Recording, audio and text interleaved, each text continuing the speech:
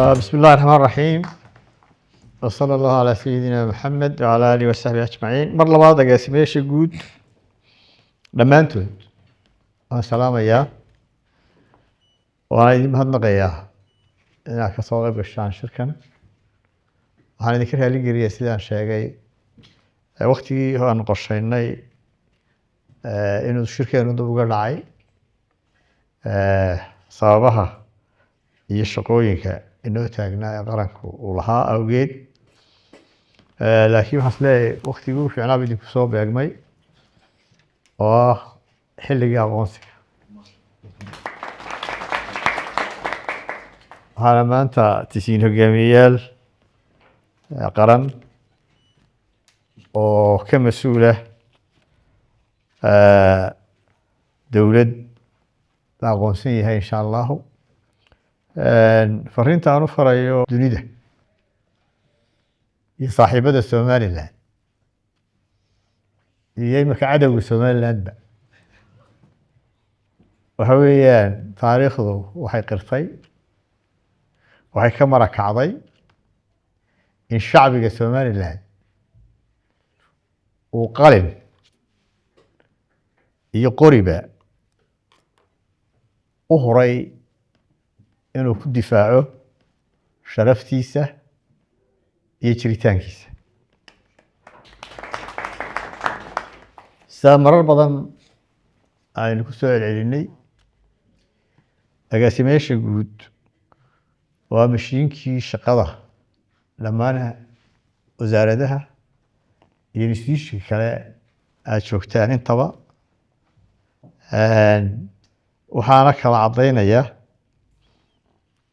xeerarka ayaa inoo kala jeedinaya sida agaasimaha guud ee deegaanku uu akhriyayey responsibilitieska wasiirka, agaasimaha guud, wasiiru dowlaha iyo wasiir ku-xigeenkaba.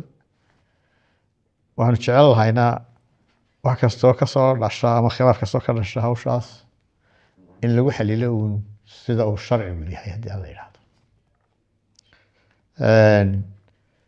agaasimayaasha guud saa aynu sheegnay maadaama ay yihiin injiinkii shaqada, marka waxaa laga rabaa maareynta shaqada, hirgelinta iyo ficilo rogista siyaasadda iyo xeerarka iyo go-aamada xukuumadda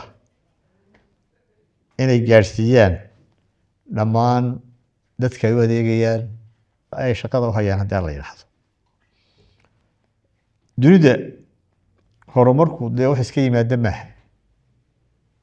horumarku wuxuu ku imanayaa oo ka dhashaa nidaam dowladeed oo ku dhisan cadaalad, dowlad wanaag iyo sarreynta sharciga.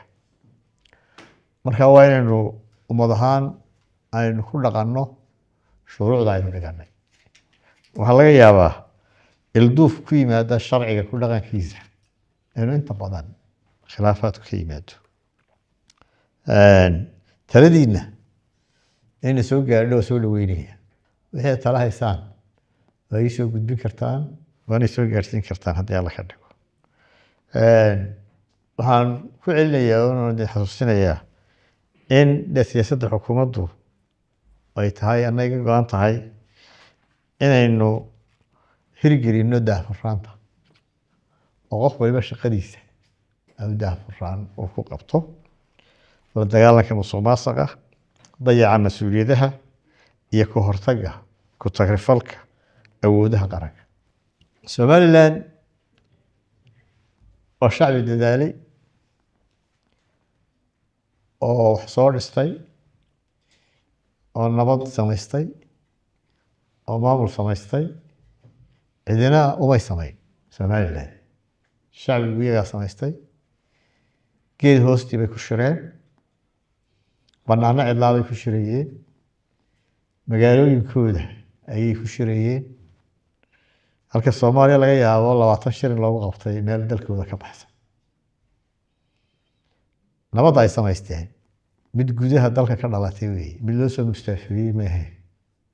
nidaamka dowladeed ay samaysnaa waa mid ay iyagu samaysteen. maantana waxaa loo qarsan yahay inay hadday dimuqraadiyad tahay, iyo hadday maamul tahayba ay dhammaan qaybaha kale ee dadka af Soomaaliya ku hadla iyo gobolkaba ay ka horumarsan yihiin ma odhan karno wax waliba way noo dhan yihiin wax badan bay naga dhiman laakiin waxaynu u baahan nahay intaana dadaalkeena aynu ku dadaalay inaynu samayno intan jirta aynu ku dhammaystirno haddii aan la yidhaahdo maanta dal la aqoonsan yahay baynu nahay waxaa idinku soo kordhi doonaa xiriir badan oo iskaashi oo dalal badan aynu la yeelano marka inay diyaargarowdaan sida u maamuli lahaydeen una maarayn lahaydeen xiriirada badan ee nagu soo socda wasaarad kasta iyo department kasta iskaashigu inta hore ka badanaya marka inuu diyaargarowna looga baahan yahay waxaan kaga tegayaa isku duubnidiinu waa muhiim wada shaqayntiinu waa muhiim mas-uuliyiinta kale dee wasiirada iyo ka mid yihiin iyo guddoomiyaashana iyagana sida aanu idinla dardaarmayno waanu la dardaarmaynaa saacadaha shaqadu waa muhiim dalku horumarkiisana way ku xidhan tahay inta saacadood ee la shaqeeyo de waa sharci baynu samaynay minimum qofka shaqaalaha ah ama wasiir ha noqdo ama DG ha noqdo ama madaxweyne ha noqdo waxa weeyaan deyn dadku ku leeyahay saacadaha shaqadu qofka waxaa ku waajibay inuu 8 saacadood ha shaqeeyo marka saacadaha shaqada waa la isku dabagelayaa iminka kadib ama wasiir ha noqdo ama DG ha noqdo ama cid doona ha noqdo qofku waa inuu 8 saacadood shaqeeya oo xafiiska laga helaa qofku waa inuu ku talagalo muraadka leh dee danta leh loo adeegaya inuu iman karo 10 subaxnimo oo 1 iman karo oo 2 iman karo oo 3 iman karo waxaan ku talagelaynaa ilaa 3 aynu shaqeyno taana waynu dee ku dadaali doonaa waan ogahay oo ma hawl yara laakiin waa waajib qofka saaran waana deyn lagu leeyahay 8 saacadood inuu shaqeeyaana waa waajib